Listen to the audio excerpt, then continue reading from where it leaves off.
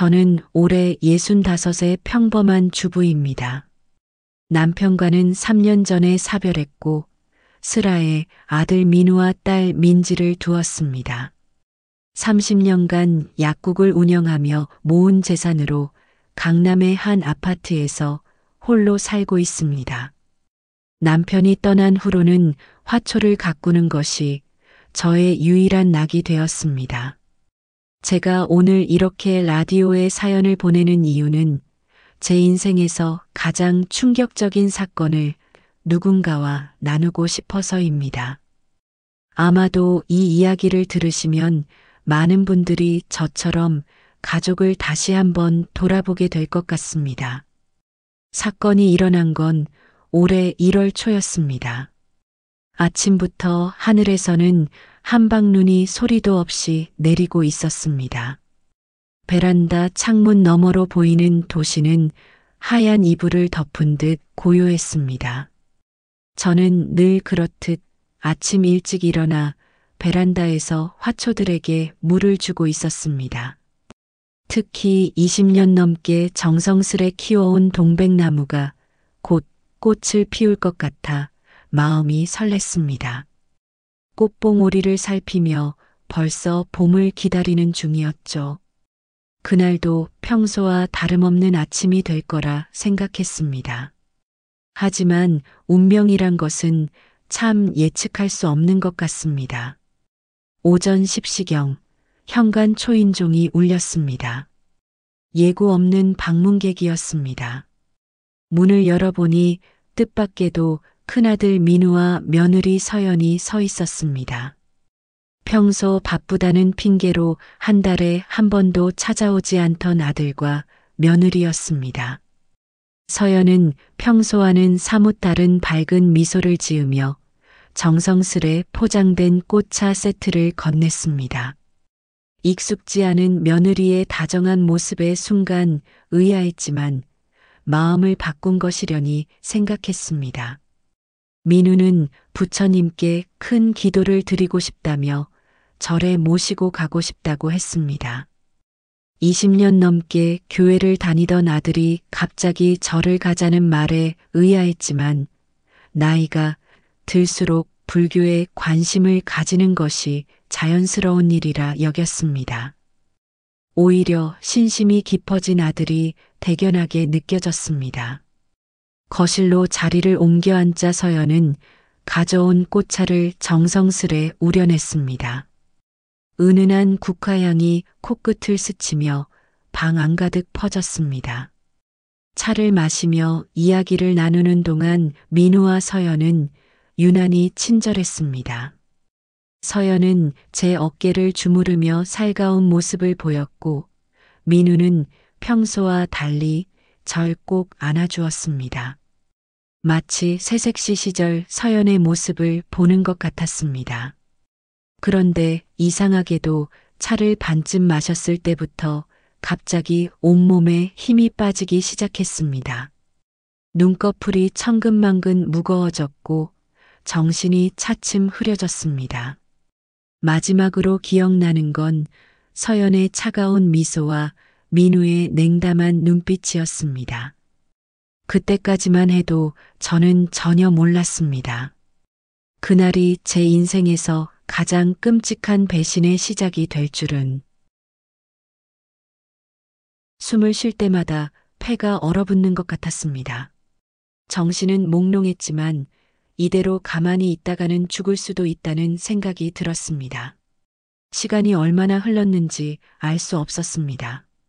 하늘을 올려다보니 먹물처럼 어두웠고 달빛이 희미하게 비치고 있었습니다. 아마도 밤이 깊었나 봅니다. 눈 속에 파묻혀 있는 제 몸은 이미 감각을 잃어가고 있었습니다. 주변을 살펴보니 낯선 산속이었습니다. 멀리서 산사의 종소리가 희미하게 들려왔습니다. 가까스로 몸을 일으켜 종소리가 들리는 방향으로 한 걸음 한 걸음 발을 옮겼습니다. 무릎까지 쌓인 눈을 헤치고 걸을 때마다 온몸이 비명을 질렀습니다. 그때였습니다. 멀리서 누군가가 들고 있는 랜턴 불빛이 보였습니다. 마지막 힘을 짜내어 소리쳤지만 목소리는 나오지 않았습니다. 다행히도 그 불빛은 점점 제게 가까워졌고 마침내 한 스님이 제 앞에 나타났습니다. 스님은 놀란 표정으로 재빨리 외투를 벗어 저를 감싸주었습니다. 스님의 품에 안겨 절로 이동하는 동안 저는 계속 의식을 잃었다 깨었다를 반복했습니다.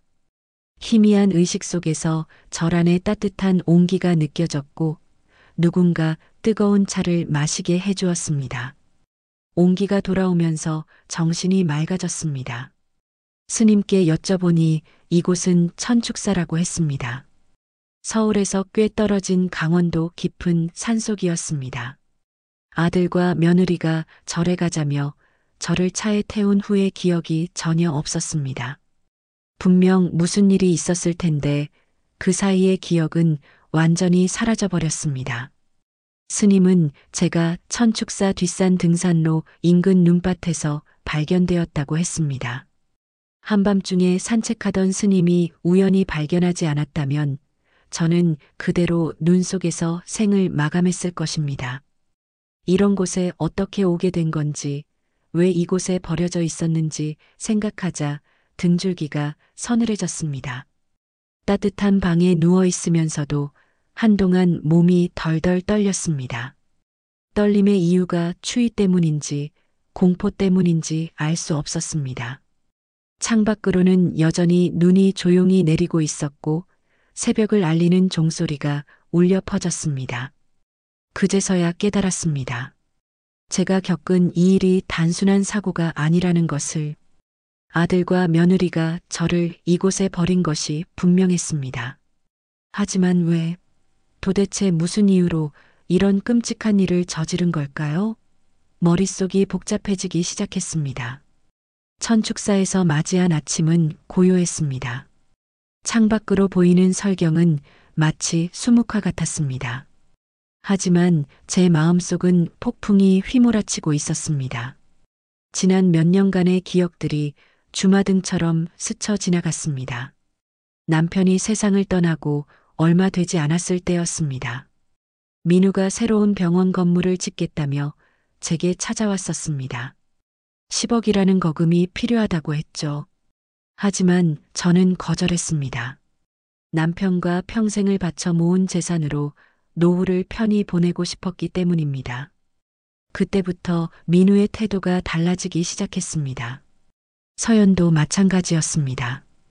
예전에는 명절에라도 찾아와 며칠 머물며 살뜰히 챙겨주던 며느리가 점점 발걸음을 끊었습니다.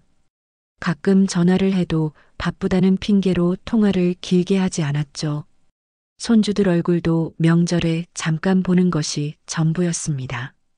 작년 추석에는 더 놀라운 일이 있었습니다. 민우 내외가 제 통장을 가져가려 했던 것입니다. 노년의 치매에 걸리면 곤란하니 자신들이 관리하는 것이 좋겠다고 했습니다. 저는 단호히 거절했습니다. 아직 정신이 또렷한데 무슨 말도 안 되는 소리냐고 말이죠. 그러고 보니 최근 들어 민우가 수상한 행동을 많이 했습니다. 제 건강검진 기록을 자주 물어보았고 은행 거래 내역도 살펴보려 했습니다. 서연은 우리 아파트 근처 은행 직원과 자주 접촉했다는 소문도 들었습니다. 모든 퍼즐이 맞춰지기 시작했습니다. 민우와 서연은 제 재산을 노리고 있었던 것입니다. 하지만 제가 완강히 거절하자 극단적인 선택을 한 것이겠죠. 제가 산속에서 동사하면 모든 재산은 자연스럽게 민우에게 상속될 테니까요. 가슴 한켠이 무너져 내렸습니다. 제가 그토록 사랑하고 아끼던 아들과 며느리가 저를 죽이려 했다는 사실을 도저히 받아들일 수 없었습니다. 어린 시절 민우를 키우며 고생했던 날들, 서연을 며느리로 맞이하며 기뻐했던 순간들이 떠올랐습니다. 창밖에서는 까마귀 한 마리가 눈 덮인 나뭇가지에 앉아 울고 있었습니다. 마치 제 마음을 대변하는 것 같았죠. 분노와 배신감, 그리고 깊은 상실감이 전신을 휘감았습니다. 차라리 이 모든 것이 악몽이었으면 좋겠다고 생각했습니다. 스님이 방문을 열고 들어왔습니다. 제 얼굴에 맺힌 눈물을 보셨는지 말없이 따뜻한 차 한 잔을 내어주셨습니다. 그리고 조용히 말씀하셨습니다. 세상에는 이해할 수 없는 일들이 많습니다. 하지만 그 모든 것이 우리를 더 강하게 만드는 법이지요. 천축사에서의 둘째 날, 스님은 저를 법당으로 불렀습니다. 새벽 예불이 끝난 법당은 아직도 백단향 연기가 맴돌고 있었습니다. 부처님 앞에 앉아 있자니 어제까지 끓어오르던 분노가 잠시 잦아들었습니다. 스님은 제게 산사에서 며칠 더 머물 것을 제안했습니다. 도시로 돌아가더라도 당장은 할 수 있는 일이 없을 거라고 마음을 정리할 시간이 필요하다고 하셨습니다. 스님의 말씀대로였습니다. 지금 이 상태로 돌아간다면 제가 어떤 선택을 할지 저도 알 수 없었습니다. 법당에 울리는 목탁 소리를 들으며 스님은 오래된 이야기 하나를 들려주셨습니다. 깊은 산속에서 독사에게 물린 스님의 제자 이야기였습니다. 제자는 자신을 물은 독사를 죽이려 했지만 스님은 그를 말렸다고 합니다. 독사를 죽인다고 해서 이미 몸 안에 퍼진 독이 사라지는 것은 아니라고 말입니다. 스님은 제 손을 잡으며 말씀하셨습니다. 분노라는 독이 가장 먼저 해치는 것은 다른 누구도 아닌 자기 자신입니다. 복수심에 사로잡힌 마음은 결국 자신을 파멸로 이끌 뿐입니다. 창밖의 고요한 설경을 바라보며 스님은 계속 말씀하셨습니다.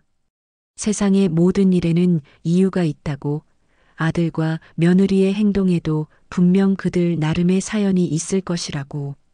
중요한 것은 그들을 단죄하는 것이 아니라 그들이 왜 그런 선택을 할 수밖에 없었는지를 이해하는 것이라고 하셨습니다.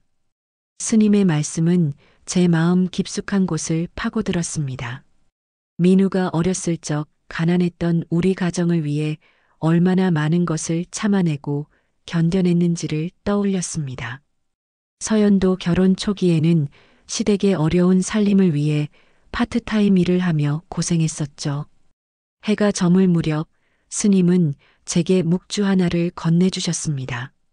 108개의 구슬을 하나씩 만지며 기도를 하라고 하셨습니다.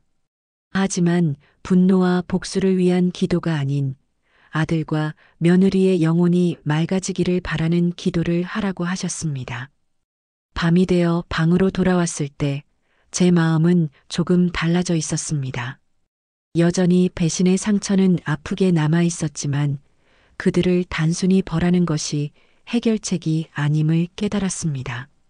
제가 해야 할 일은 그들이 자신의 잘못을 깨닫고 참회할 수 있도록 이끄는 것이었습니다. 묵주를 손에 쥐고 깊은 밤까지 기도했습니다. 하얀 눈이 내리는 창밖을 바라보며 처음으로 마음의 평화를 느꼈습니다. 이제 제가 가야 할 길이 조금씩 보이기 시작했습니다. 천축사에서의 3일째 되는 날, 저는 집으로 돌아가기로 결심했습니다. 스님께서는 절 근처 버스 정류장까지 데려다 주셨습니다. 작별 인사를 하며 스님은 마지막으로 한 말씀을 더 해주셨습니다. 진정한 용서는 상대방이 아닌 자신을 위한 것입니다.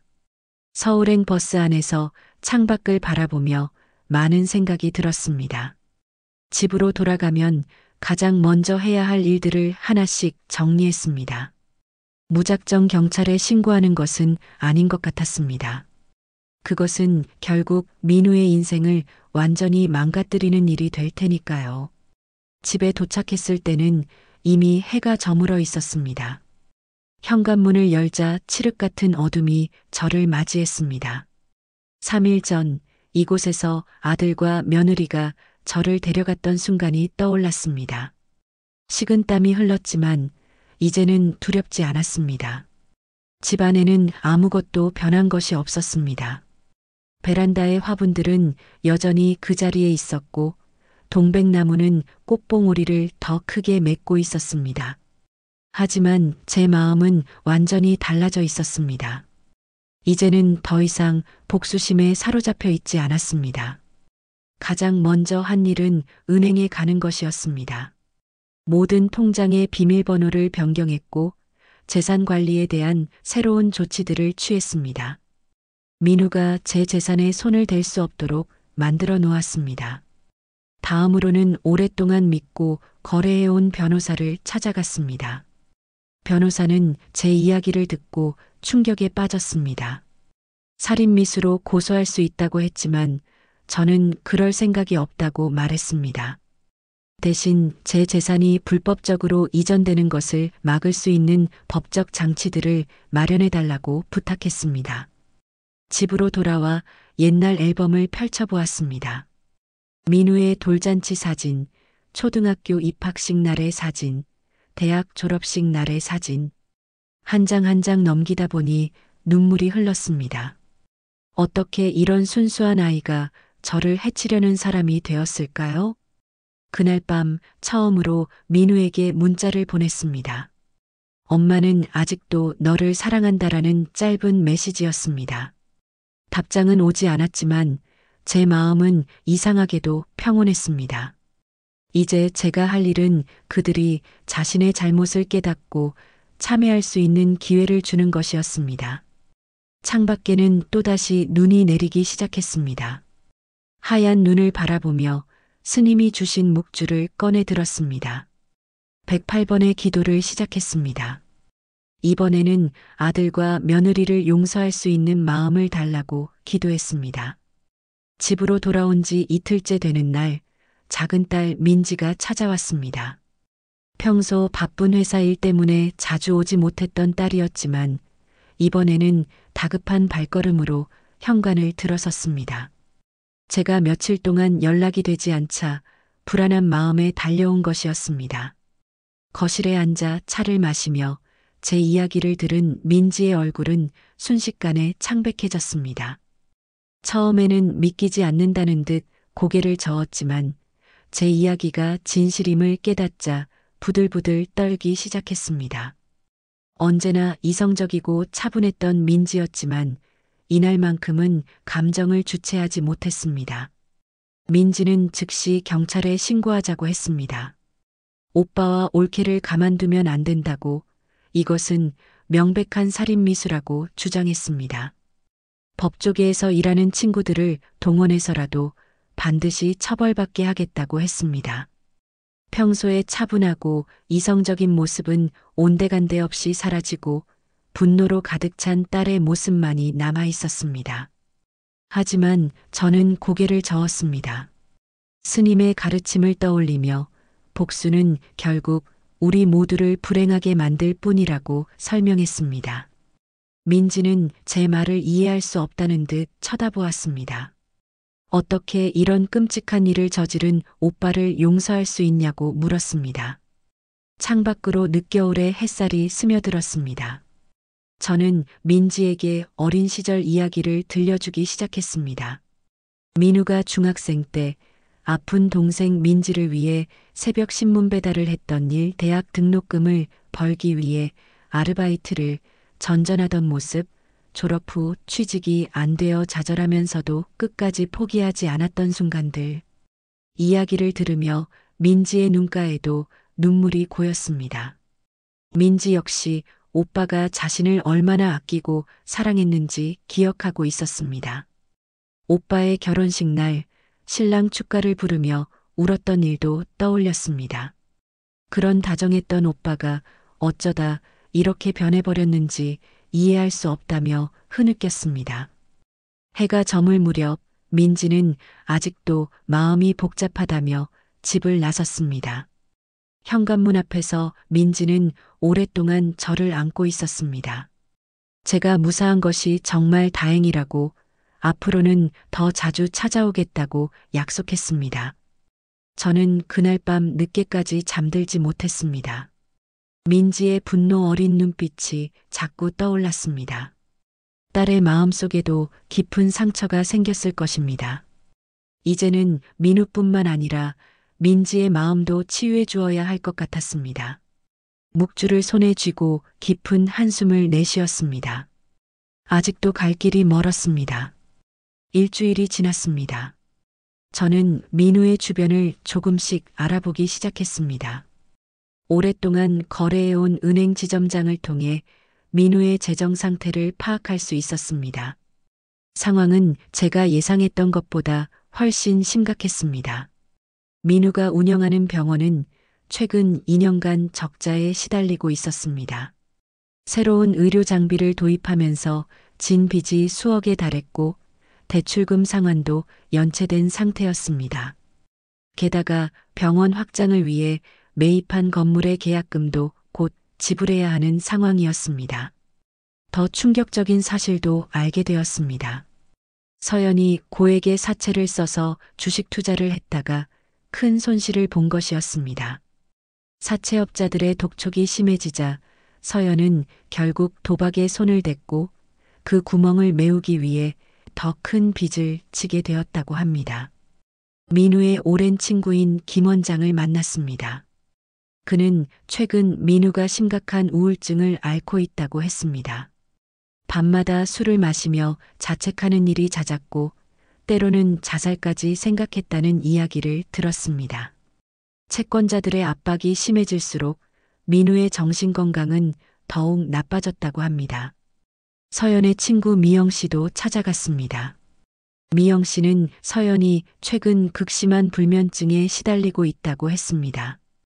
빚 독촉 전화를 피해 전화번호를 수시로 바꾸고 아이들 학원비조차 제때 내지 못하는 상황이었다고 합니다. 한때는 이혼까지 고려했지만 아이들 때문에 참고 있다는 이야기도 들었습니다. 모든 이야기를 들으며 제 마음은 더욱 무거워졌습니다.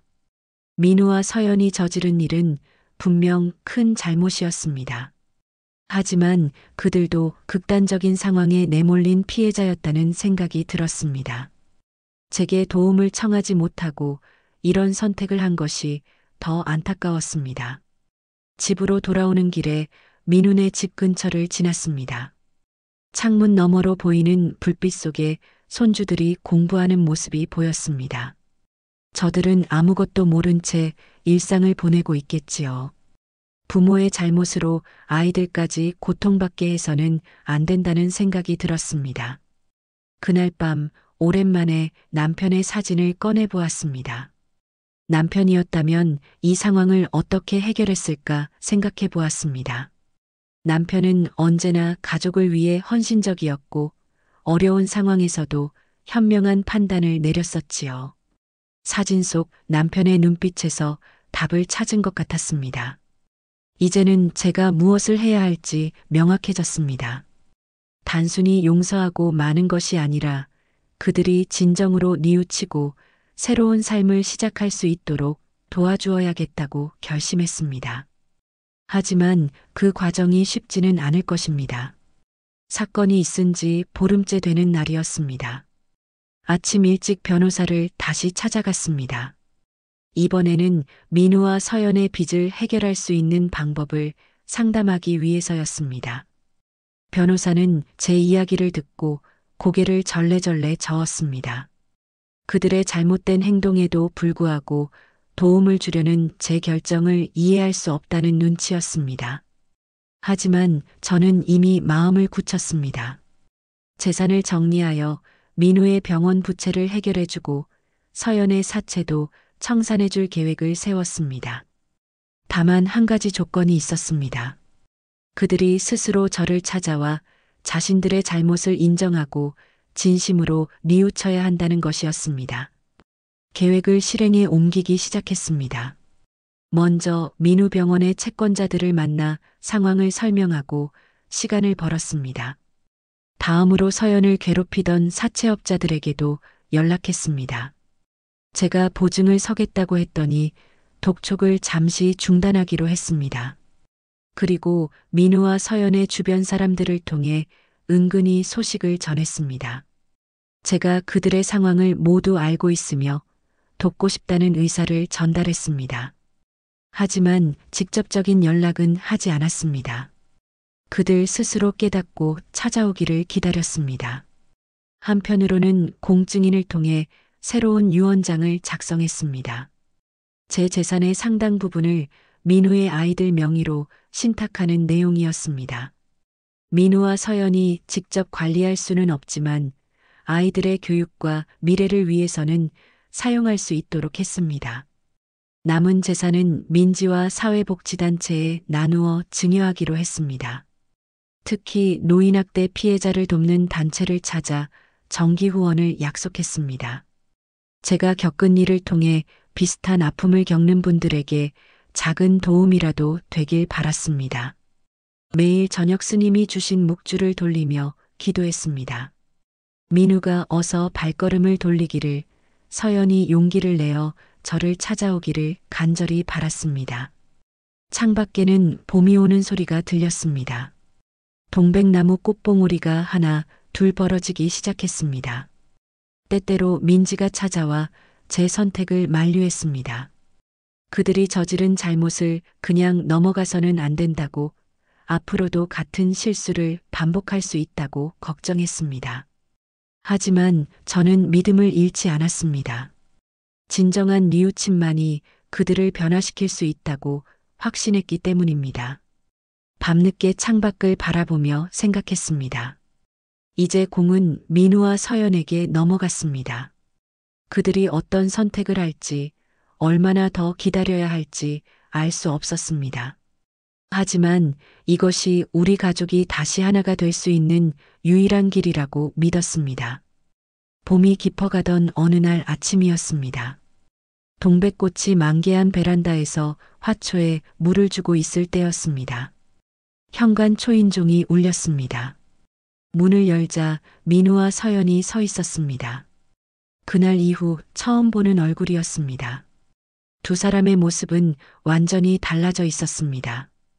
민우는 수척해진 얼굴로 며칠째 면도도 하지 않은 듯했고, 서연은 눈이 퉁퉁 부어 있었습니다. 저를 보자마자 서연이 먼저 무릎을 꿇고 엎드려 울기 시작했습니다. 민우도 떨리는 다리로 무릎을 꿇었습니다. 거실로 자리를 옮겼지만 두 사람은 한동안 말을 잇지 못했습니다. 흐느낌과 죄책감에 찬 눈물만이 방 안을 채웠습니다. 마침내 민우가 입을 열었습니다. 모든 것을 털어놓기 시작했습니다. 병원 운영이 어려워지면서 은행 대출도 막히고 고리대금에 손을 댔다고 했습니다. 서연은 주식 투자로 대출금을 만회해 보려다 오히려 더 큰 빚더미에 앉게 되었다고 했습니다. 채권자들의 압박이 심해질수록 불안과 초조함에 시달렸고 결국 극단적인 선택을 하게 되었다고 했습니다. 그들의 이야기를 들으며 저는 묵묵히 차를 마셨습니다. 이번에는 국화차가 아닌 제가 직접 우린 보리차였습니다. 그들이 모든 이야기를 마치고 나서야 입을 열었습니다. 그동안 알아본 그들의 상황을 이야기해 주었고 제가 세운 계획도 설명했습니다. 민우는 놀란 눈으로 저를 바라보았습니다. 자신들이 그런 끔찍한 일을 저질렀는데도 어떻게 이렇게까지 생각해 줄 수 있냐고 물었습니다. 서연은 다시 한번 엎드려 울며 자신들은 그런 자비를 받을 자격이 없다고 했습니다. 하지만 제 마음은 이미 정해져 있었습니다. 돈을 빌려주되 조건이 있다고 했습니다. 앞으로 도박은 절대 하지 않을 것, 모든 재정 상황을 투명하게 공개할 것, 그리고 매주 일요일마다 저를 찾아가 참여하고 봉사할 것을 약속받았습니다. 해가 저물 때까지 많은 이야기를 나누었습니다. 그동안 쌓였던 오해와 미움이 조금씩 녹아내렸습니다. 민우는 어린 시절 이야기를 하다가 울음을 터뜨렸고, 서연은 결혼 초기 시어머니인 제게 받았던 사랑을 떠올리며 참회의 눈물을 흘렸습니다. 그들이 돌아가기 전 서연이 조심스레 제 손을 잡았습니다. 스스로 경찰에 신고하고 처벌을 받겠다고 했습니다. 하지만 저는 고개를 저었습니다. 죄책감으로 사는 것보다 새로운 삶을 시작하는 것이 더 어려운 벌이 될 것이라고 말해주었습니다. 이제 제 이야기도 마무리되어 갑니다. 그날 이후로 6개월이 지났습니다. 봄에 피었던 동백꽃은 져버렸지만 우리 가족의 마음속에는 새로운 꽃이 피어나고 있습니다. 민우는 약속대로 매주 일요일마다 천축사를 찾아갑니다. 처음에는 혼자 갔지만 이제는 서연과 아이들도 함께 갑니다. 스님께서는 그들에게 참회와 명상을 가르쳐 주시고 가끔은 제게 그들의 변화된 모습을 전해 주시기도 합니다. 병원 경영도 조금씩 나아지고 있습니다. 제가 도와준 자금으로 부채를 정리하고 나니 민우는 더욱 책임감을 가지고 병원을 운영하기 시작했습니다.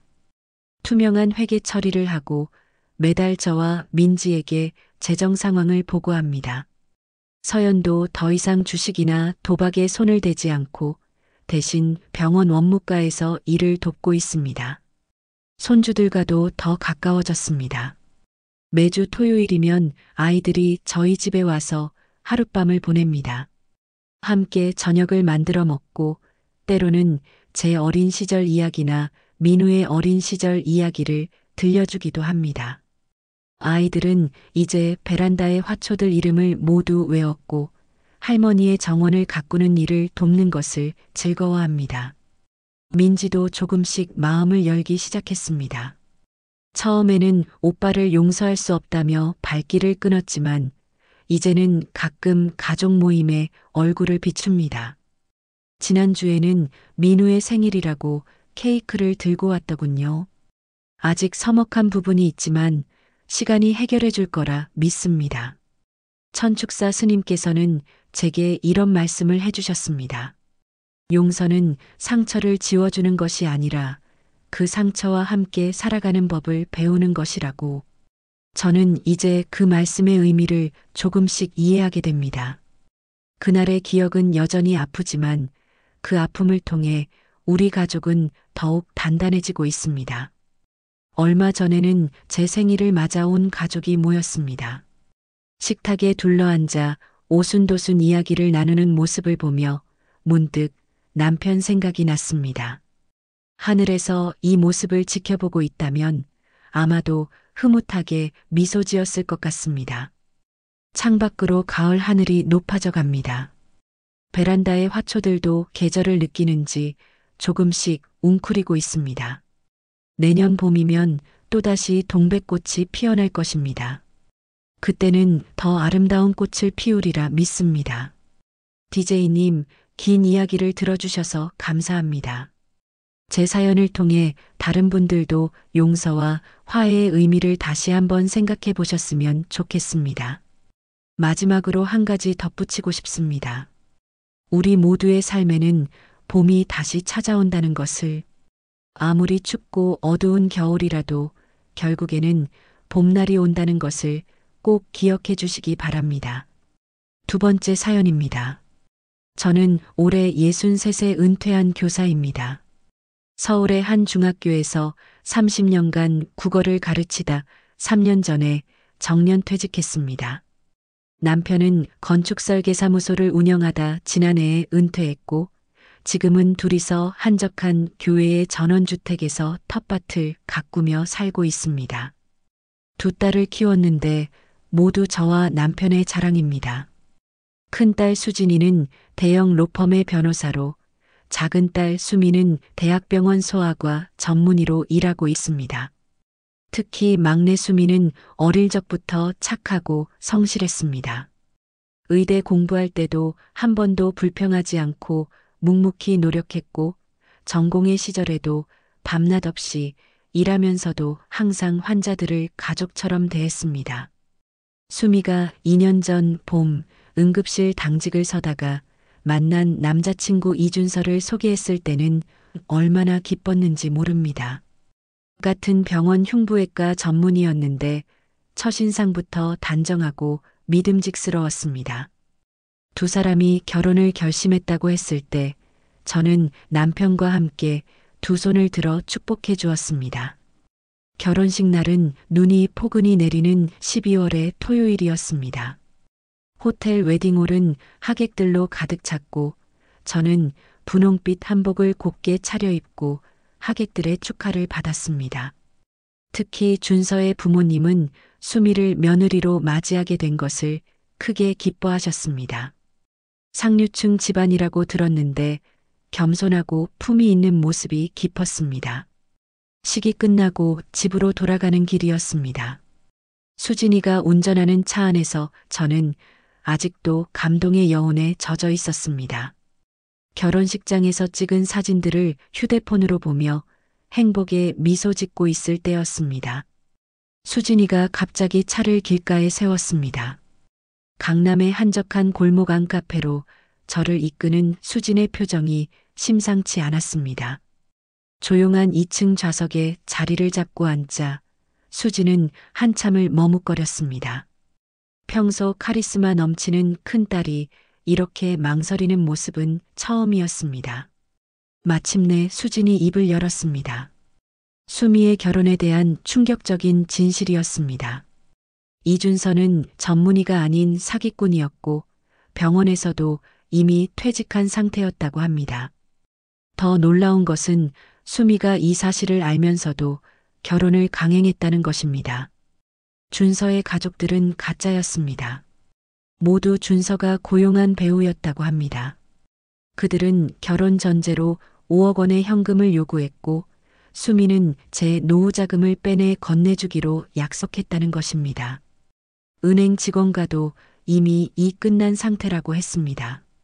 수지는 일주일 전 수미의 휴대폰을 우연히 보다가 준서와 주고받은 문자 메시지를 발견했다고 합니다. 지금 이 순간에도 수미는 결혼식 축하금을 핑계로 은행에 가서 제 계좌에 돈을 인출하고 있을 거라고 했습니다. 순간 머리가 어지러워졌습니다. 천정이 빙글빙글 돌았고 숨이 막혀왔습니다. 착하디 착한 제 막내딸이 그토록 자랑스러웠던 의사 수미가 어떻게 이런 일을. 의식이 흐려지며 마지막으로 든 생각은 이 모든 게 악몽이길 하는 것이었습니다. 정신을 차렸을 때 카페 소파에 누워 있었습니다. 수진이 얼굴에 물을 적셔주고 있었고 카페 직원이 걱정스러운 표정으로 곁을 지키고 있었습니다. 시계를 보니 정신을 잃은 지 10분 정도가 지난 듯 했습니다. 순간 현실을 깨달았습니다. 수미가 은행에 갔다는 말이 떠올랐습니다. 자리에서 벌떡 일어나려는데 다리에 힘이 들어가지 않았습니다. 하지만 지금은 쓰러져 있을 때가 아니었습니다. 수진의 어깨를 붙잡고 가까스로 일어섰습니다. 은행으로 달려가는 차 안에서 수진이 상황을 더 자세히 설명했습니다. 준서는 전국의 명문대 병원을 돌아다니며 비슷한 수법으로 여의사들을 속여왔다고 합니다. 그는 실제로 의대를 다녔지만 중퇴했고 그 후 의사 행세를 하며 결혼 사기를 일삼았다는 것입니다. 수미가 평소 거래하는 은행 지점에 도착했습니다. 토요일 오후라 은행은 한산했습니다. 입구에서 수미의 모습을 찾았지만 보이지 않았습니다. VIP 상담실로 달려갔습니다. 문이 잠겨 있었지만 안에서 수미의 목소리가 들렸습니다. 수진이 은행 직원에게 상황을 설명하고 문을 열게 했습니다. 안에는 수미가 은행원과 함께 있었고 테이블 위에는 통장과 도장이 놓여 있었습니다. 수미는 제 모습을 보고 창백해졌습니다. 아직 거래는 완료되지 않은 듯 했습니다. 그 순간 수미의 전화가 울렸습니다. 발신자 표시에는 준서 오빠라고 떠 있었습니다. 수미의 손이 떨렸습니다. 전화를 받으려는 수미의 손을 잡았습니다. 그리고 제가 대신 전화를 받았습니다. 준서의 목소리는 부드럽고 신사적이었습니다. 마치 정말 사위가 된 것처럼 자연스럽게 통화를 이어갔습니다. 하지만 저는 이미 모든 것을 알고 있다고 경찰에 신고했다고 말했습니다. 실제로는 신고하지 않았지만 그의 반응을 보고 싶었습니다. 순간 전화 너머로 들리던 부드러운 목소리가 차갑게 변했습니다. 급하게 전화를 끊더니 다시는 연락이 오지 않았습니다. 수미는 그 자리에서 주저앉아 울기 시작했습니다. 처음으로 모든 것을 털어놓기 시작했습니다. 준서를 처음 만난 건 병원 응급실이 아닌 소개팅이었다고 합니다. 당시 수미는 밤낮 없는 전공의 생활에 지쳐 있었고 집안의 기대에 부응하지 못한다는 압박감에 시달리고 있었습니다. 그때 나타난 준서는 완벽한 신사였고 수미의 모든 고민을 들어주었다고 합니다. 사랑에 빠진 수미는 준서의 정체를 알게 된 후에도 그를 믿고 싶었다고 합니다. 준서는 과거의 실수를 만회하고 정직하게 살아가고 싶다며 수미를 설득했고 그 말을 믿고 싶었다고 했습니다. 결혼식도 돈을 요구한 것도 모두 준서의 치밀한 계획이었습니다. VIP 상담실에서 딸의 이야기를 듣는 동안 제 마음은 분노보다 슬픔으로 가득했습니다. 무서운 것은 사기꾼의 존재가 아니었습니다. 제 딸이 이런 상처와 고민을 안고 있었다는 것을 몰랐다는 사실이 더 마음 아팠습니다. 은행을 나온 우리 세 사람은 한동안 말없이 차 안에 앉아 있었습니다. 창밖으로는 이제 눈이 더 거세게 내리고 있었습니다. 결혼식장에서의 기쁨은 온데간데 없이 사라지고 무거운 침묵만이 차 안을 가득 채웠습니다. 수진이 먼저 입을 열었습니다. 지금 바로 경찰서에 가서 신고하자고 했습니다. 준서는 사기 결혼 전과가 있는 전문 범죄자이니 반드시 법의 심판을 받아야 한다고 주장했습니다. 변호사답게 냉철하고 이성적인 판단이었습니다. 하지만 제 마음은 다른 곳에 있었습니다. 옆자리에서 흐느끼는 수미를 바라보았습니다. 화려한 웨딩드레스 차림으로 은행을 빠져나온 딸의 모습이 가슴을 아프게 했습니다. 수미는 범죄자가 아니라 피해자였습니다. 그리고 지금 그 피해자는 누구보다도 큰 상처를 안고 있었습니다. 집으로 돌아가자고 했습니다. 먼저 모두 함께 수미의 새 아파트로 가서 짐을 정리하기로 했습니다. 결혼을 위해 준비한 새 집이었지만 이제 그곳에는 돌아갈 수 없었습니다. 준서의 흔적이 남은 그곳에서 수미가 혼자 지내는 것은 위험할 수도 있었습니다. 아파트에 도착하니 웨딩 플래너가 보내온 꽃과 선물들이 거실을 가득 채우고 있었습니다. 벽에는 두 사람의 웨딩 촬영 사진이 걸려 있었고 주방에는 신혼살림이 가지런히 놓여 있었습니다. 이 모든 것들이 이제는 거짓과 배신의 상징물로 변해버렸습니다. 수미는 옷장 앞에서 멈춰서더니 준서의 양복을 하나씩 꺼내기 시작했습니다. 그리고는 가위로 옷을 잘게 찢어버렸습니다. 감정이 북받쳐 오른 듯 했습니다. 말리려 했지만 수진이 제 팔을 잡았습니다. 지금은 수미가 감정을 표출할 시간이 필요하다고 했습니다.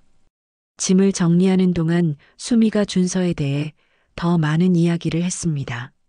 처음 만났을 때부터 헤어질 때까지 그가 얼마나 치밀하게 계획을 세웠는지를 알 수 있었습니다.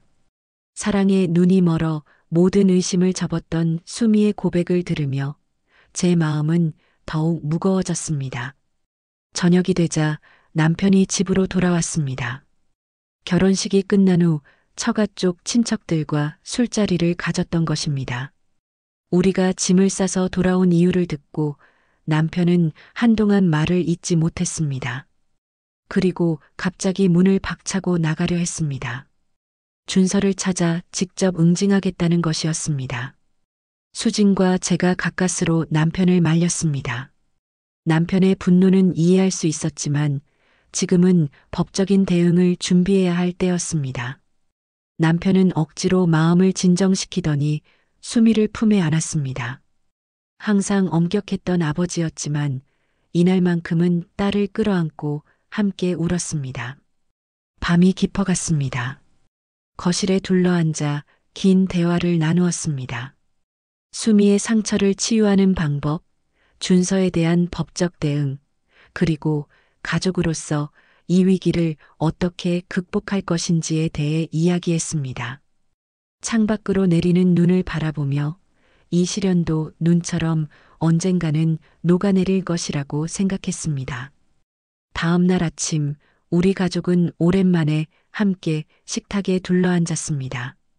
수미는 밤새 울어서 붓고 충혈된 눈으로 국을 저었고 수지는 노트북을 켜고 법률 검색을 하고 있었습니다. 남편은 평소보다 일찍 일어나 정원에서 장작을 패고 왔다고 했습니다. 화를 푸는 방법이었겠지요. 아침 식사 후 수지는 경찰서에 갈 준비를 했습니다. 사기 결혼과 사기 미수에 대한 고소장을 작성했다고 합니다. 큰딸다운 실용적인 대처였습니다. 하지만 수미는 망설였습니다. 고소를 하면 언론에 보도될 수도 있고 병원에서의 평판에도 영향을 미칠 것이 걱정된다고 했습니다. 그때 현관 초인종이 울렸습니다. 문을 열어보니 웨딩홀 지배인이 서 있었습니다. 어제 결혼식장에 두고 온 하객들의 축의금 봉투와 선물을 가져왔다고 했습니다. 지배인은 신랑이 갑자기 사라져 혼란스러웠다고 했습니다. 결제도 하지 않고 떠났다고 합니다. 지배인이 돌아간 후 거실 테이블 위에는 크고 작은 축의금 봉투들이 수북이 쌓였습니다. 친지들과 동료들이 진심으로 보낸 축하의 마음이었습니다.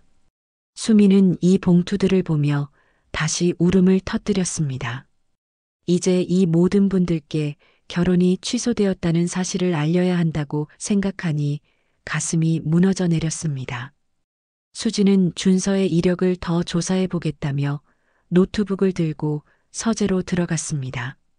남편은 화단에 나가 꽃을 가꾸겠다며 집을 나섰지만 실은 마음을 추스르러 간 것임을 알 수 있었습니다. 저는 수미와 둘이 거실에 남았습니다. 수미는 어제부터 궁금했던 질문을 드디어 입 밖으로 꺼냈습니다. 엄마는 왜 화내지 않으세요? 저는 잠시 생각에 잠겼습니다.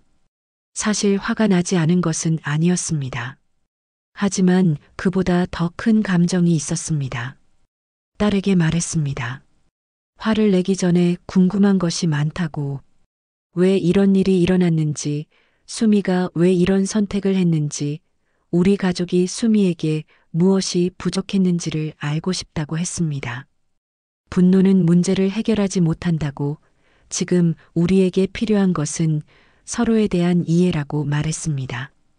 수미는 마음의 문을 열기 시작했습니다.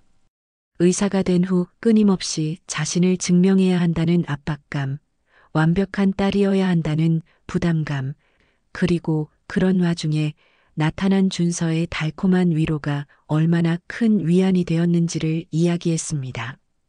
말을 마친 수미는 한참을 울었습니다. 저도 함께 울었습니다. 딸이 그런 고통을 안고 있었는데 몰랐다는 죄책감이 밀려왔습니다. 어쩌면 이 모든 일은 우리 가족 내에서 솔직한 대화가 부족했기 때문인지도 모른다는 생각이 들었습니다. 수진이 서재에서 나왔습니다. 준서의 과거를 더 파헤쳐 보니 충격적인 사실들이 나왔다고 합니다. 그는 총 5번의 사기 결혼을 시도했고 그중 3번은 성공했다고 합니다. 모두 의사, 변호사, 교수 등 전문직 여성들이 대상이었습니다. 최근 피해자 중 1명과 연락이 닿았다고 했습니다. 다음 날 오후 수진이 연락한 준서의 이전 피해자 김유진 씨가 우리 집을 방문했습니다. 유진 씨는 부산의 한 종합병원에서 근무하는 산부인과 전문의였습니다. 3년 전 준서에게 속아 결혼식까지 올렸다가 사기를 당한 경험이 있다고 했습니다. 차분하고 지적인 인상의 유진 씨는 수미의 손을 꼭 잡았습니다. 처음 보는 사이였지만 같은 아픔을 겪은 사람만이 느낄 수 있는 공감대가 형성되었습니다. 유진 씨는 자신의 경험을 솔직하게 털어놓았습니다. 유진 씨가 준서를 만난 것은 5년 전이었습니다. 당시 그는 서울의 유명 대학병원 신경외과 전문의로 자신을 소개했고 유진 씨는 그의 지적인 매력과 부드러운 성품에 빠져들었다고 합니다. 결혼을 결정하고 집을 알아보던 중 준서는 의료 장비 투자를 위해 2억 원이 필요하다며 돈을 요구했습니다. 의심 없이 돈을 건넸고 결혼식 당일 준서는 모든 돈을 챙겨 사라졌다고 합니다. 유진 씨는 이 사건 이후 극심한 우울증을 겪었다고 했습니다. 직장에서의 평판 하락, 주변 사람들의 시선, 그리고 무엇보다 자신의 판단력에 대한 불신이 가장 큰 고통이었다고 했습니다. 2년 동안 상담 치료를 받았고 이제는 그 경험을 자신의 일부로 받아들이게 되었다고 합니다. 수미는 유진 씨의 이야기를 들으며 고개를 끄덕였습니다. 처음으로 자신만 이런 일을 당한 것이 아니라는 사실에 약간의 위안을 얻는 듯 했습니다. 유진 씨는 수미에게 몇 가지 조언을 했습니다. 우선은 법적 대응을 확실히 하라는 것, 그리고 전문 상담사의 도움을 받으라는 것이었습니다. 무엇보다 중요한 것은 자신을 책망하지 말라는 조언이었습니다. 유진 씨는 오랫동안 어떻게 이런 사기에 넘어갔을까, 왜 더 신중하지 못했을까 하는 자책으로 괴로워했다고 합니다. 하지만 그것은 스스로를 더 아프게 할 뿐이라고 했습니다. 사기꾼들은 사람의 선의와 신뢰를 악용하는 전문가이며 그들의 덫에 걸렸다고 해서 자신의 가치를 의심해서는 안 된다고 강조했습니다. 유진 씨는 수진에게도 조언했습니다. 법적 대응 과정에서 언론의 관심을 최소화하는 방법, 비슷한 사례의 판결문을 참조하는 방법 등 실질적인 정보를 공유했습니다. 그리고 무엇보다 가족의 지지가 중요하다고 말했습니다. 유진 씨는 가족의 이해와 지지가 있었기에 그 어려운 시간을 견딜 수 있었다고 했습니다. 남편은 유진 씨에게 준서의 현재 상황을 물었습니다. 유진 씨는 준서가 지난 몇 년간 여러 도시를 돌아다니며 비슷한 수법으로 사기를 쳤다는 정보를 가지고 있었습니다. 경찰에 신고했지만 준서는 매번 다른 신분증과 가명을 사용해 추적이 어려웠다고 합니다. 하지만 이번에는 여러 피해자들이 함께 대응하면 그를 반드시 잡을 수 있을 것이라고 했습니다. 유진 씨가 돌아간 후 수미의 표정이 조금 달라져 있었습니다. 여전히 상처는 깊었지만 이제는 자신이 가야 할 방향이 보이는 듯 했습니다. 저녁을 준비하면서 수미가 말했습니다. 내일부터 병원에 복귀해 환자들을 볼 계획이라고 일에 몰두하는 것이 지금 자신에게 가장 필요한 치유법일 것 같다고 했습니다. 그날 밤 저는 오랜만에 일기를 썼습니다. 지난 며칠간의 혼란스러운 감정을 정리하고 앞으로 가족으로서 어떻게 이 위기를 극복해 나갈지 생각했습니다. 유진 씨의 방문은 우리 가족에게 작은 희망의 빛이 되었습니다. 이 어둠 속에서도 함께 걸어갈 동반자가 있다는 사실이 위안이 되었습니다. 일주일이 지났습니다. 수미는 예정대로 병원에 복귀했고 수지는 준서에 대한 고소장을 정식으로 제출했습니다. 남편은 평소보다 더 부지런히 정원을 가꾸었고 저는 취미로 하던 도자기 교실에 다시 나갔습니다. 겉으로 보기에는 일상으로 돌아가는 듯 했지만 모두의 마음속에는 아직 상처가 남아 있었습니다. 수미가 처음 병원에 출근하던 날 제가 함께 동행했습니다.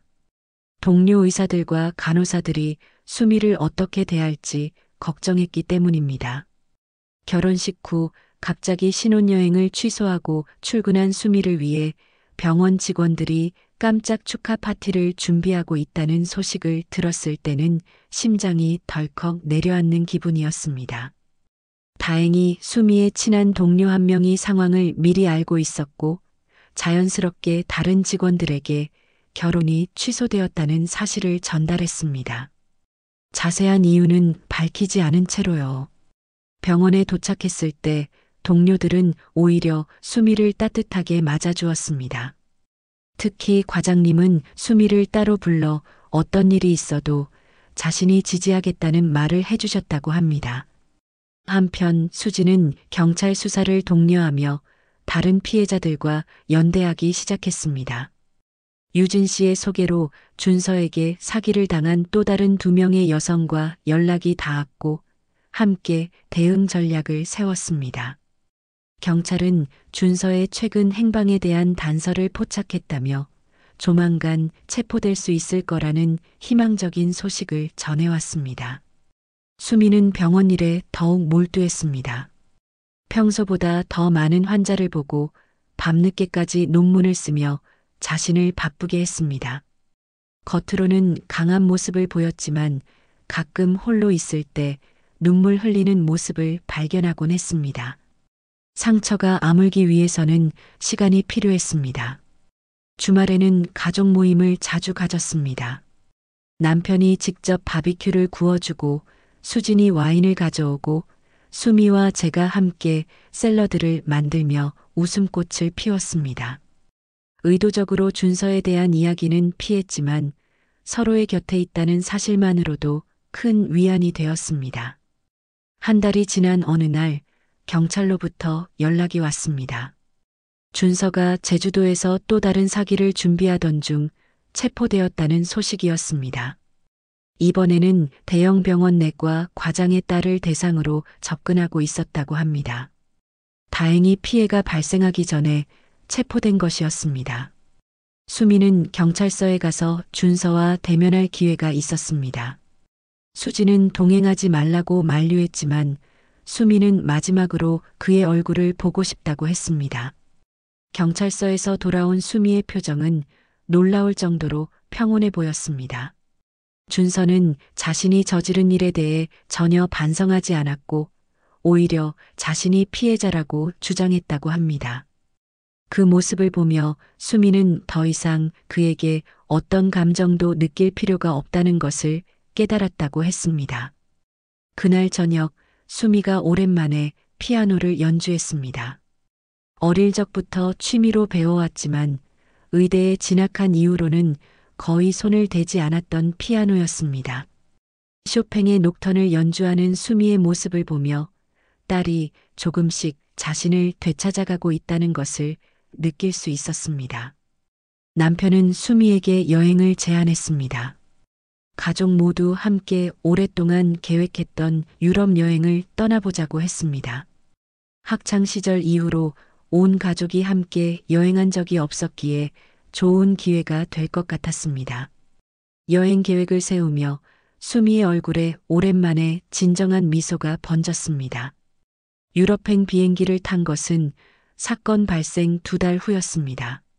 3시간의 지연 출발 끝에 겨우 탑승한 비행기 안에서 저는 옆자리에 앉은 수미를 물끄러미 바라보았습니다. 창가에 기대어 구름을 바라보는 딸의 옆모습이 어릴 적 모습과 오버랩되었습니다. 시간이 참 빠르게 흘렀다는 생각이 들었습니다. 첫 목적지는 이탈리아 로마였습니다. 콜로세움과 바티칸 박물관을 둘러보며 역사의 숨결을 느꼈습니다. 수지는 미리 준비해온 가이드북을 들고 열심히 설명해 주었고 남편은 카메라에 모든 순간을 담았습니다. 특히 스페인 광장의 계단에 앉아 젤라또를 먹던 순간은 오래도록 기억에 남을 것 같습니다. 피렌체에서는 우피치 미술관을 방문했습니다. 보티첼리의 비너스의 탄생 앞에서 수미가 오랫동안 발걸음을 옮기지 못했습니다. 이후 저녁 식사 자리에서 수미는 그림 속 비너스처럼 자신도 새롭게 태어나고 싶다고 말했습니다. 과거의 상처를 뒤로하고 새로운 시작을 꿈꾸는 딸의 모습에 가슴이 뭉클했습니다. 베니스에서는 곤돌라를 타고 운하를 누볐습니다. 좁은 수로를 지나며 들려오는 곤돌리에의 노래에 수진이 눈물을 흘렸습니다. 항상 강인하고 이성적인 큰딸도 이번 사건으로 많은 상처를 받았다는 것을 그제야 깨달았습니다. 수미를 위해 감정을 숨겨왔던 것이었습니다. 파리에서의 어느 날 우연히 세느 강변에서 한 예쁜 결혼식을 목격했습니다. 신랑과 신부가 행복하게 웃으며 서로를 바라보는 모습을 보며 잠시 침묵이 흘렀습니다. 수미가 먼저 입을 열었습니다. 저도 언젠가 진짜 사랑을 만날 수 있겠죠? 그 질문에 저희 모두는 확신에 찬 목소리로 물론이지라고 대답했습니다. 몽마르트르 언덕에 올라 파리의 전경을 내려다보며 수미는 자신의 마음을 더 깊이 털어놓았습니다. 준서를 만나기 전 자신이 얼마나 외로웠는지, 병원에서 환자를 살리기 위해 최선을 다하지만 정작 자신의 삶은 돌보지 못했다는 이야기였습니다. 그런 상태에서 준서의 다정함은 마치 사막의 오아시스 같았다고 했습니다. 남편은 수미의 어깨를 감싸며 말했습니다. 내가 원하는 삶을 살면 된다. 우리가 바라는 건 그저 내가 행복한 것뿐이야. 평소 감정 표현에 서툴렀던 아버지의 따뜻한 말에 수미는 고개를 끄덕였고 우리는 서로를 꼭 껴안았습니다. 런던에서의 마지막 날 테이트 모던 미술관을 방문했습니다. 현대 미술 작품을 감상하던 중 수미가 한 설치 미술 작품 앞에서 한참을 머물렀습니다. 깨진 거울 조각들을 이어붙여 만든 새의 형상이었습니다. 수미는 그 작품이 자신과 닮았다고 했습니다. 깨어진 조각들을 모아 새로운 무언가로 태어나는 모습이라고. 호텔로 돌아오는 길에 수미가 불쑥 물었습니다. 엄마, 제가 정신과 진료를 받아보려고 해요. 괜찮을까요? 저는 딸의 손을 꼭 잡았습니다. 자신의 상처를 인정하고 치유를 위한 첫걸음을 내딛는 수미가 너무나 자랑스러웠습니다. 한국으로 돌아오는 비행기 안에서 수미는 창밖을 바라보며 일기를 쓰고 있었습니다. 잠시 눈을 감고 있던 수미가 제게 말했습니다. 엄마, 고마워요. 이번 여행이 제게 큰 선물이 되었어요. 그 말을 듣는 순간 제 마음속에 있던 무거운 돌덩이 하나가 사라지는 느낌이었습니다. 유럽 여행에서 돌아온 지 한 달이 지났습니다. 계절은 어느덧 늦가을로 접어들었고 창밖으로는 단풍이 화려한 색으로 물들어가고 있었습니다. 수미는 약속대로 정신과 상담을 시작했고 일주일에 한 번씩 꾸준히 치료를 받고 있었습니다. 준서의 재판도 진행 중이었습니다. 수진의 노력으로 5명의 피해자가 모두 증인으로 서게 되었고 검찰은 준서에게 최대 형량을 구형했습니다. 유진 씨와 다른 피해자들은 서로에게 큰 힘이 되어 주었고 이 경험을 통해 의외의 우정이 싹텄습니다. 수미는 병원에서 소아암 환자들을 위한 특별 프로그램을 시작했습니다. 아픈 아이들이 치료 과정에서 희망을 잃지 않도록 예술 치료와 놀이 치료를 접목한 프로그램이었습니다. 자신이 받은 상처를 통해 타인의 아픔을 더 깊이 이해하게 되었다고 했습니다. 정신과 전문의는 수미의 회복 속도가 놀랍다고 했습니다. 물론 아직도 불안과 우울의 순간이 찾아오지만 그때마다 건강한 방식으로 감정을 다루는 법을 배우고 있었습니다. 특히 자신의 경험을 글로 표현하는 것이 큰 도움이 되었다고 합니다. 수미는 자신의 이야기를 의료진들을 위한 웹진의 익명으로 기고했습니다. 백의의 천사도 사기를 당한다라는 제목의 글은 많은 의료인들 사이에서 공감을 얻었고 비슷한 경험을 한 다른 전문직 여성들로부터 연락이 왔습니다. 이를 계기로 수미는 전문직 여성들을 위한 사기 예방 모임을 만들기도 했습니다. 한편 저희 부부도 변화가 있었습니다. 남편은 은퇴 후 처음으로 자원봉사 활동을 시작했습니다. 지역 청소년 센터에서 건축 설계를 가르치는 일이었습니다. 저도 동네 문화센터에서 도자기 수업을 맡게 되었습니다. 둘 다 오랫동안 미루어왔던 일들이었는데 이번 일을 계기로 새로운 도전을 시작하게 되었습니다. 수지는 여전히 바쁜 변호사 생활을 이어가고 있었지만 주말마다 우리 집에 들러 함께 시간을 보내는 일이 많아졌습니다. 특히 수미와의 자매 관계가 더욱 돈독해졌습니다. 어릴 때부터 성격 차이로 가끔 충돌했던 두 자매였지만 이제는 서로의 다름을 존중하며 더 깊은 이해를 나누게 되었습니다. 추수감사절 즈음 수미가 저희 집에 저녁 식사를 하러 왔을 때 놀라운 소식을 전했습니다. 국경 없는 의사회의 지원에서 6개월간 아프리카에서 의료봉사를 하게 되었다는 것이었습니다. 처음에는 걱정이 되어 만류했지만 수미의 결연한 눈빛을 보며 그의 결정을 존중해 주기로 했습니다. 수미는 아프리카 봉사를 통해 자신을 완전히 새롭게 하고 싶다고 했습니다.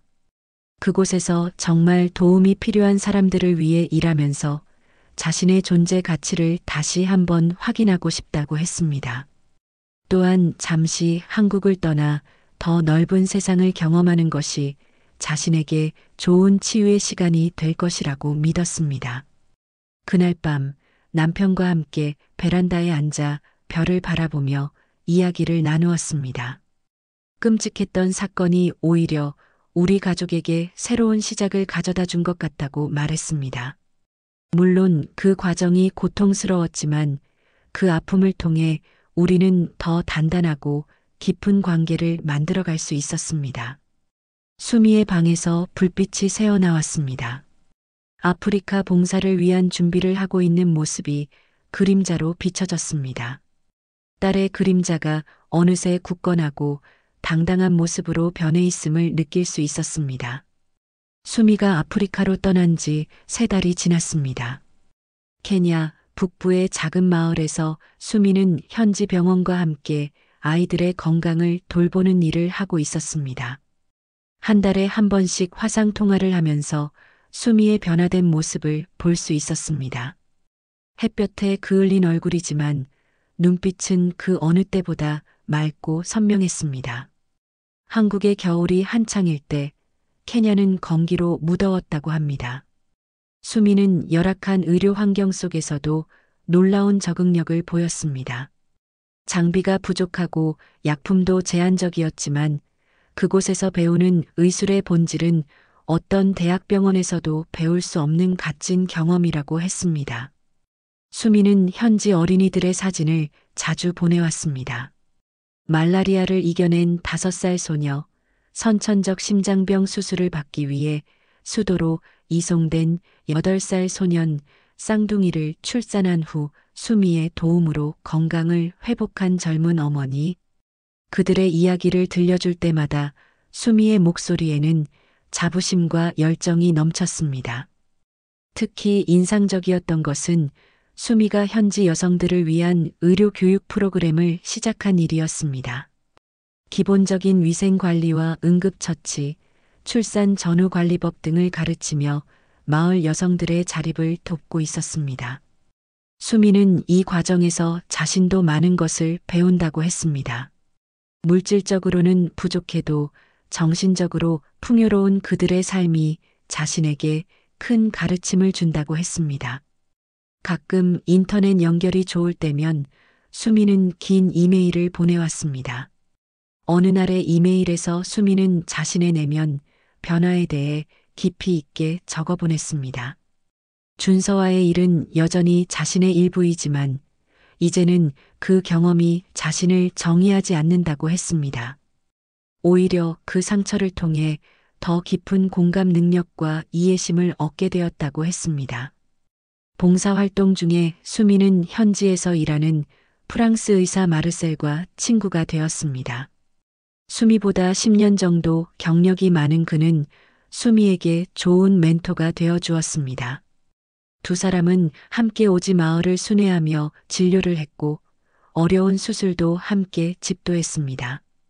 어느 날 수미는 마르셀에게 자신의 과거 이야기를 털어놓았다고 합니다. 마르셀은 수미의 용기와 회복력에 깊은 감동을 받았다고 했습니다. 한국에서도 변화가 있었습니다. 준서의 재판이 마무리되었고 그는 7년형을 선고받았습니다. 피해자들의 용기 있는 증언과 수진의 노력이 큰 역할을 했습니다. 유진 씨를 비롯한 다른 피해자들과의 모임도 계속되었고 이제는 서로에게 든든한 지지그룹이 되었습니다. 수미의 첫 휴가가 다가왔을 때 저희 부부는 수미를 만나기 위해 케냐로 향했습니다. 나이로비 공항에서 수미를 만났을 때 그 순간을 평생 잊지 못할 것 같습니다. 활짝 웃으며 달려와 안기는 딸의 모습에서 완전히 새로워진 에너지를 느낄 수 있었습니다. 수미가 몸담고 있는 마을을 방문했습니다. 작은 진료소에서 수미가 일하는 모습을 지켜보며 가슴이 뭉클해졌습니다. 환자들과 소통하는 자신감 넘치는 모습, 현지 의료진들과 협력하는 모습은 이전의 수미와는 완전히 달랐습니다. 수미는 이곳에서 자신의 가치를 재발견한 것 같았습니다. 마을에서의 마지막 밤, 모닥불 주위에 둘러앉아 이야기를 나누었습니다. 수미는 봉사 기간이 끝나도 국제 의료 활동을 계속하고 싶다고 했습니다. 한국에 돌아가더라도 정기적으로 해외 의료 봉사를 이어가고 언젠가는 국제의료기구에서 일하고 싶다는 꿈을 나누었습니다. 케냐에서의 열흘이 빠르게 지나갔습니다. 공항에서 수미와 작별할 때 딸의 눈빛에서 확신을 보았습니다. 아픔을 넘어 더 강한 사람으로 성장한 수미, 자신의 진정한 소명을 찾아가는 수미의 모습이 그곳에 있었습니다.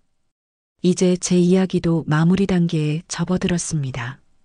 수미가 아프리카에서의 6개월 일정을 마치고 한국으로 돌아온 지 이제 1년이 되어 갑니다. 그동안 많은 것이 변했지만 동시에 우리 가족의 본질은 더욱 단단해졌습니다. 수미는 대학병원으로 복귀했지만 이전과는 다른 선택을 했습니다. 소아과에서 국제의료협력센터로 자리를 옮겨 해외 의료봉사와 국제의료지원 프로그램을 조율하는 일을 맡게 되었습니다. 3개월에 한 번씩 아프리카나 동남아시아 지역을 방문하며 의료 봉사활동을 이어가고 나머지 시간에는 해외 의료진 교육과 원격 진료 시스템 구축에 힘쓰고 있습니다. 케냐에서 만난 프랑스 의사 마르셀과도 여전히 연락을 주고받습니다. 두 사람은 국제의학 저널에 공동 논문을 발표하기도 했고 최근에는 마르셀이 한국을 방문해 수미의 가족들과 만남을 가졌습니다. 남편과 저는 그들의 관계가 어떻게 발전할지 조용히 지켜보고 있습니다. 어떤 선택을 하든 수미의 행복을 응원할 것입니다. 준서로부터 사기를 당한 5명의 여성들은 이제 단순한 피해자 모임을 넘어 전문직 여성자조 네트워크라는 공식 단체를 만들었습니다. 매달 정기적인 모임을 갖고 전문직 여성들이 겪는 다양한 문제들에 대해 논의하고 해결책을 모색합니다. 수미는 이 모임의 적극적인 구성원으로 자신의 경험을 바탕으로 다른 여성들에게 조언과 용기를 전하고 있습니다. 수지는 대형 로펌을 떠나 공익변호사로 전향했습니다. 사기 피해자, 가정폭력 피해, 여성 등 법적 지원이 필요한 이들을 돕는 일에 뜻을 두게 된 것입니다. 수입은 줄었지만 그 어느 때보다 만족스러운 법률 활동을 이어가고 있습니다. 최근에는 젊은 여성 변호사들을 위한 멘토링 프로그램도 시작했습니다. 저희 부부도 새로운 활력을 찾았습니다. 남편은 은퇴 후 시작한 자원봉사 활동을 발전시켜 지역 청소년들과 함께 소외 계층을 위한 주택 개보수 프로젝트를 진행하고 있습니다. 저는 도자기 교실을 확장해 트라우마 치유를 위한 예술 치료 프로그램을 운영하기 시작했습니다. 제 경험이 다른 이들의 치유에 작은 도움이 될 수 있다는 사실이 큰 보람입니다. 지난 봄 우리 가족은 특별한 모임을 가졌습니다. 수미가 케냐에서 만난 아이들 중 심장 수술이 필요한 9살 소년 키마니를 한국으로 초청한 것입니다. 수미의 주선으로 대학병원에서 무료 수술을 받게 된 키마니는 열흘간 우리 집에서 머물렀습니다. 낯선 환경에서도 밝게 웃는 키마니를 보며 가족 모두가 큰 감동을 받았습니다. 어제는 수미의 30번째 생일이었습니다. 가족과 친구들이 모인 자리에서 수미는 조용히 말했습니다. 제 인생에서 가장 큰 상처가 결국 가장 큰 선물이 되었어요. 그 말을 들으며 눈시울이 붉어졌습니다. 그 끔찍했던 사건이 있은 지 1년 반이 지났지만 그 아픔을 통해 우리는 모두 성장했고 더 깊은 삶의 의미를 발견했습니다. 수미는 이제 과거의 상처를 완전히 극복했다고 말하진 않습니다. 여전히 가끔은 불안한 밤이 찾아오고 새로운 관계를 시작하는 것에 두려움을 느낀다고 합니다. 하지만 이제는 그런 감정들을 건강하게 다룰 줄 알게 되었습니다. 상처가 완전히 사라지는 것이 아니라 그 상처와 함께 살아가는 법을 배우는 것이 진정한 치유라고 말합니다. 라디오를 듣고 계신 분들 중에도 비슷한 아픔을 겪고 계신 분이 있을지 모르겠습니다. 그런 분들께 전하고 싶습니다. 지금은 어둠 속에 있는 것 같고 그 아픔이 영원할 것 같지만 시간이 지나면 반드시 빛이 찾아온다는 것을, 그리고 그 과정에서 자신을 믿고 주변의 도움을 받아들이는 용기를 갖길 바랍니다. 오늘 아침 수미가 문자를 보내왔습니다. 다음 달에 다시 케냐로 단기 의료봉사를 떠난다고 합니다. 이번에는 마르셀과 함께 새로운 의료 프로젝트를 시작한다고 합니다. 문자의 마지막에는 이런 말이 적혀 있었습니다. 엄마, 아빠, 제가 다시 날개를 펼 수 있게 해주셔서 감사해요. 이제는 제가 다른 이들에게도 날개를 선물하고 싶어요. DJ님, 긴 이야기를 들어주셔서 감사합니다. 제 이야기가 누군가에게 작은 위로와 희망이 되었으면 좋겠습니다. 어떤 어둠도 영원하지 않다는 것, 그리고 때로는 가장 깊은 상처를 통해 가장 아름다운 성장이 이루어진다는 것을 기억해 주시길 바랍니다.